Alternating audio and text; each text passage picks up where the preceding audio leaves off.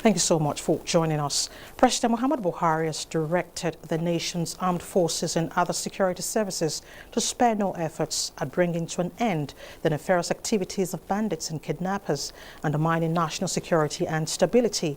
He said those collaborating with criminal elements to sabotage government efforts at securing the country must also be fished out and dealt with decisively. This was at an emergency meeting he convened with the service chiefs and heads of other security and intelligence communities on the state of insecurity in the country. State House correspondent Adamu Sambo reports. The emergency meeting with the service chiefs and heads of other security agencies was summoned by President Muhammadu Buhari in response to the worrisome challenges of security in parts of the country. He described as unacceptable the prevailing situation where bandits and kidnappers continue to have a field day, dictating the pace and setting the tone in the fight against crime and criminality. The National Security Advisor, Babagana Munguno, told newsmen that the president did not mince words in giving marching orders to the security chiefs.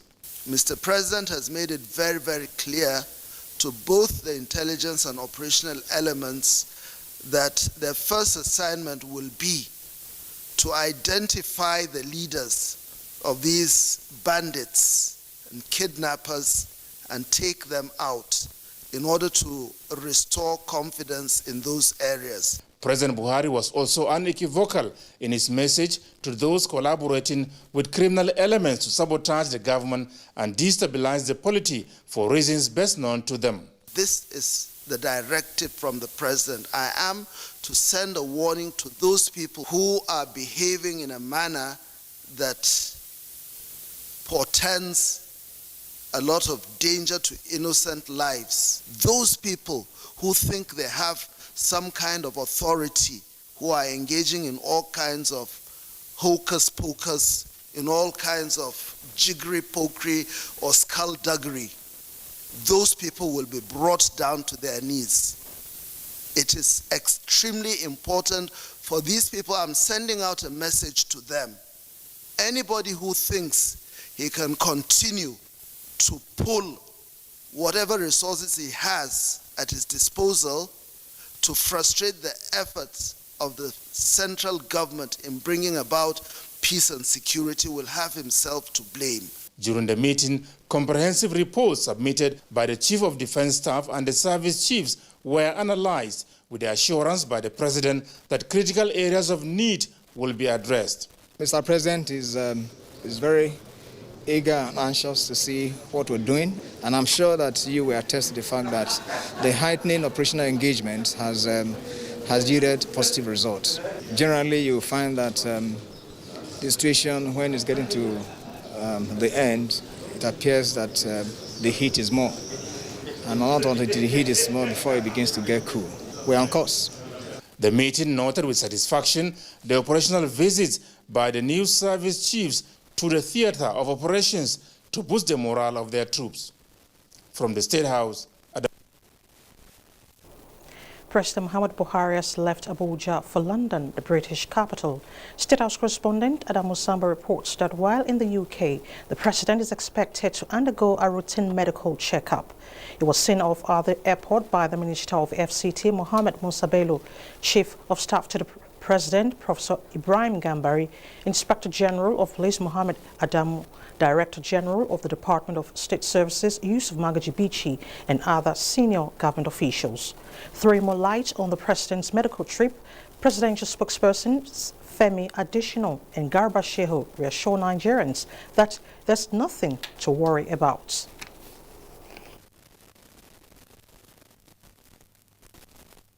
Can say he is 100% healthy. If there's anybody like that, he should stand up to be counted. Somebody who says, I don't need checkup, I don't need anybody to look at my health, I am perfect from head to toe. That person should then stand up to be counted. So if our president at 78 is going for medical checks, I think there's nothing out of the ordinary in that. You know that since the president came back in August 2017 from his medical vacation then, his health has held on very well. Between that 2017 and now, maybe he went out 2 or 3 times. All through last year, it's doubtful whether he went out. So if it is time to do it now, then it's time to do it. But there's nothing to worry about. No, absolutely nothing. Absolutely nothing to worry about. The president is looking at the window of opportunity that has opened with the Easter holiday. It's a much relaxed period for everyone. Good Friday, Easter Monday, national holiday. So then, using that period to do his regular medical checkup. This is something he has done for so many years, even before he came to office. Every year he had appointment with his doctors and he went there to do it. The only anomaly this time around was that COVID prevented this kind of trip throughout 2020. So he has lost some period. The last time he was there, more than 1.5 years back. But so he's using that opportunity to do what is regular in his own life. There is nothing like urgency or medical emergency or any new ailment of any sort. He's just fine and he's doing well. President Muhammadu Buhari is due back in the country in the second week of next month. Talking health now, leaders of 23 countries in the World Health Organization are poised to ensure universal and equitable access to vaccines, medicines and diagnostics for present and future pandemics. This was one of the treaties agreed upon by the global key players at a meeting in Geneva. Adebola Brooksland-Sunday reports. The treaty was floated by the chairman of European Union leaders, Charles Michel, at a G20 summit last November. The treaty got the formal backing of the leaders of Fiji, Portugal, Britain, Rwanda, Kenya, France, Germany, South Africa, among other countries, and the World Health Organization. State party will need to ratify it at the national level. And during this ratification process, we hope that the ratification process will create a mechanism and a platform for the whole government to come together to discuss about the future of preparedness and response to health crisis. They said the main goal of such a treaty would be to strengthen the world's resilience to future pandemics through better alert system and personal protective equipment. There is a problem in sharing information, so it can address that in sharing data. And then there is a problem in sharing the pathogen, and that could be addressed through the treaty. And there is a problem in sharing technology, or like vaccines. We are now confronted with vaccine equity. And this could also be addressed in the treaty. The IHR in itself is a piece of legislation. It is without meaning unless countries are fully committed to its implementation. Such a treaty would provide that impetus. It will provide that political framework in which we in public health can do our work much more effectively. The key players agreed that the health of humans, animals, and the planet are all connected and should lead to shared responsibility, transparency, and cooperation globally. They said the pandemic had thrived among inequalities in society and brought out the best and worst of humanity. Adebola Brooksland-Sunday, NTA News. And out to the foreign scene, Italian government to introduce a mandatory 5-day quarantine for EU travelers, just as Tanzanian Parliament confirms Finance Minister as Vice President. Let's now join Uche Ugochukwu for details on global updates. South Sudan has postponed the launch of its COVID-19 vaccination campaign, which was announced last week by the Health Ministry. Government official John Rumunu said the vaccination exercise was postponed due to logistics. Figures from England's Office for National Statistics show deaths from COVID-19 fall to the lowest level since October 2020. It says more than 50% of the people living in the UK have COVID-19 antibodies from either past infection or vaccination. The Italian government is to introduce a mandatory 5-day quarantine for EU travelers amid a third wave of infections in a number of countries. The decision comes as new rules requiring all air passengers to Germany to provide a negative coronavirus test come into effect. Meanwhile, the global death toll from coronavirus has passed 2.8 million out of the more than 128.4 million confirmed cases. Nigeria's total infections figure now stands at 162,641 after recording 48 new cases Monday. To other news now. The Tanzanian parliament has confirmed the appointment of Finance Minister Philip Mpango as the country's vice president. Mpango fills in the chair of vice presidency that became vacant after President Samia Suluhu Hassan became president following the death of John Magufuli on 17th March. And China has passed sweeping changes to Hong Kong's electoral rules, which will tighten its control over the city. Prospective members of parliament will first be vetted by a pro-Beijing committee to ensure their loyalty to the mainland, as the number of directly elected seats in parliament are cut almost by half. This aims to ensure only patriotic figures run for positions of power. That's the global update. I am Uche Ugochukwu. Many thanks, Uche. Administration of COVID-19 vaccine has continued across the country, with frontline workers, the elderly and leaders taking the first jabs as the country joins the world to fight the pandemic.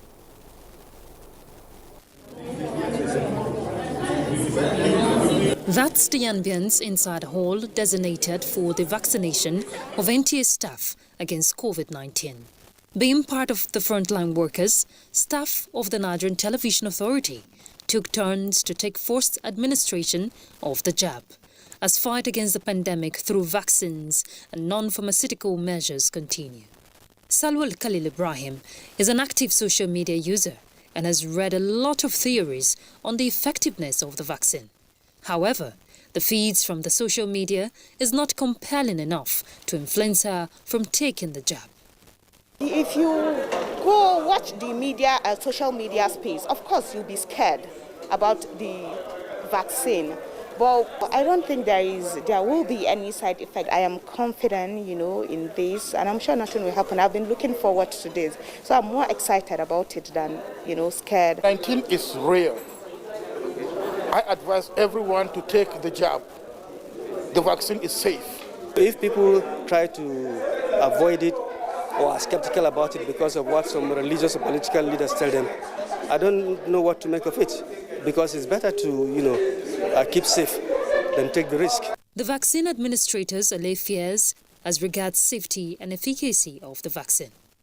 When this vaccine came into Nigeria, NAFDAC took samples from all the batches and certified it fit before these vaccines were deployed to be used on Nigerians. So I can assure Nigerians that this vaccine is safe and effective for use. Despite the vaccine, people are expected to adhere to all COVID-19 protocols, as the first shot only confers 65% to 70% immunity, while second shot confers about 95% immunity. President of the Senate, Hamid Lawan, says the National Assembly will not renege in its legislative interventions towards ensuring best and improved training for health workers in Nigeria. He was speaking at a public hearing on 3 medical institutions establishment bills. National Assembly correspondent Ignatius Nkwo reports. 6 days after the Senate adjourned for Easter break, the various committee rooms have been activity-packed. At this conference room, the Senate Committee on Health convened a public hearing on 3 establishment bills. Today, and especially on COVID-19, every nation unto itself. What that means is self-reliance. The Federal Orthopedic Hospital, Kuta, and National University of Health and Medical Sciences, Suleja establishment bills, sponsored by Senator Sani Musa, received goodwill. Again, about 70% of the workforce of the Federal Capital Territory are residing in Suleja and environs. I don't see why Suleja till today has not benefited a single tertiary, a single institution of the federal government. So we hope, by special grace of God, that these 2 bills will give it a total accelerated approval. But it is not just going to serve the people of Niger State alone. It's also going to serve the people of the federal capital. The Federal University of Health and Medical Sciences Abeokuta Ogun State Establishment Bill, sponsored by Senator Ibikunle Amosun, was also welcomed. There is no federal government-owned University of Medicine in Ogun State. Let me reiterate that the committee will continue to enact laws, especially health laws, to meet the health demands of the citizenry. In the last 2 days, the Senate Committee on Health has convened public hearing on 5 medical institutions establishment bills. From the National Assembly, Ignatius Nkwo, NTA News. Federal government proposes new policy for dairy production. Details of these and other reports when we return. To stay with us.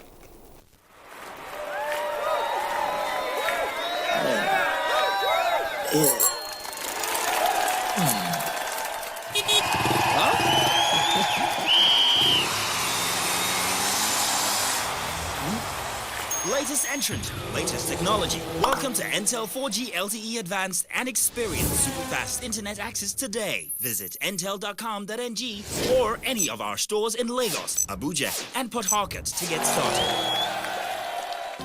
Intel. Live more. Thanks for staying with us. Now to dairy production. The federal government is evolving a new policy on dairy and milk production in the country to address the livestock subsector of the economy. Musa Babali reports that the government is engaging key players in the milk and dairy production in the draft of the policy. A survey conducted by the Central Bank of Nigeria shows that the country is consuming milk and other dairy products worth more than $1.8 billion annually. This includes the 1.2 million tons of milk the citizens consume yearly. 90% of the milk, including the dairy products, are imported. The country's estimated annual production stands at 672 million liters of milk, as against an annual demand of 1.6 million liters. And that has been a source of concern to the government. Minister of Agriculture and Rural Development, Muhammad Sabananunu, is of the view that developing a new policy on milk and dairy products could be a solution. We have recently secured about 5,000 hectares for a private company to develop commercial pastures. And there are quite a number of this happening in Kaduna, Kano, and other areas. We need to address this and also consolidate so that we can improve our policy architecture on the development of livestock in this country. We are deeply interested in seeing the emergence of a vibrant private sector-driven dairy sector in Nigeria, where we can save as much as the $1.8 billion we spend importing milk and then be able to turn that into other useful things that we can do in our economy. The new policy is expected to examine why the cows in Nigeria are producing the lowest volume of milk, with an average cow producing less than 1 liter daily. It is also to identify solutions to migration and conflicts over grazing areas and water drinking points. In Abuja, Musa Baba Aliyu, NTA News. And to sustain the conversation on the proposed policy for dairy products, I have with me in the studio Mrs. Winnie Lai Sholari, Acting Director, Animal Husbandry Services and fellow Nigerian Institute of Animal Science. Mrs. Sholari, it's nice to have you in our studio. Thank you very much and good evening. Good evening. Now, the ministry is looking at formulating a new policy on milk. Do we have an existing policy? No, we don't have existing policy on milk or dairy policy for that matter. Okay. We have policies on agriculture generally, addressing very many aspects, but one targeted at dairy and looking at it and providing direction for that sector, we don't have any. We have been talking about it, and we are just walking the talk now. Okay, now we're walking the talk. Now, do we have the cows that will produce enough milk that will meet the country's demand? Yes, we do. Okay. Currently, we have about 20 million cattle, and if we have 11 to 12% of that producing milk, even as the current productivity we have for the cows, we'll have enough. But what we are not doing is harnessing this and having a direction on how to collect, how to process, and how to distribute. Okay. And so, yes, we do have, and even the figure 20 million, you know, it's an estimate because our last livestock census was in 1992. Okay. And so it's an estimate. But Nigeria currently is the largest, has the largest number of cattle in West Africa. Okay. All right. I would like to ask you this question. Are we taking a look at goats, production of dairy from goats? We are looking at that. But what we are talking about is cattle now. That will tell you that we have enough livestock to produce milk. We have about 76 million goats, and we have not even scratched that. We are just looking at cattle for now. So we have enough livestock, enough cows, enough dairy, enough goats, and enough cows to produce the milk we need in Nigeria. Okay. So now, how would farmers key into this policy? As you know, we are just formulating this policy. We will, after this stakeholders engagement, go back and go to the state level and also engage. Finally, when we have a policy, we will also communicate this. And everyone can key in from various levels. We have the clusters at the farmers level, we have the off-takers at the processor level, and then we have the consumers. All of us will benefit from the national dairy policy. All right. Mrs. Winnie Shulayan, thank you so much for your time. Thank you very much. Thank you for sharing your thoughts with us. The federal government says it will continue to assist young entrepreneurs to thrive in their various fields to generate employment opportunities. Vice President Yemi Osinbajo made the promise after a short while ago in Gombe. The Vice President said the youths as leaders of tomorrow will be greatly assisted by the present administration.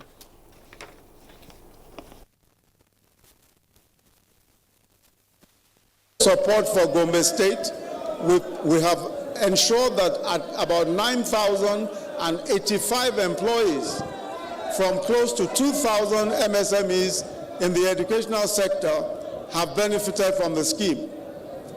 Another 10,000 artisans and transporters in this state have also benefited from the scheme.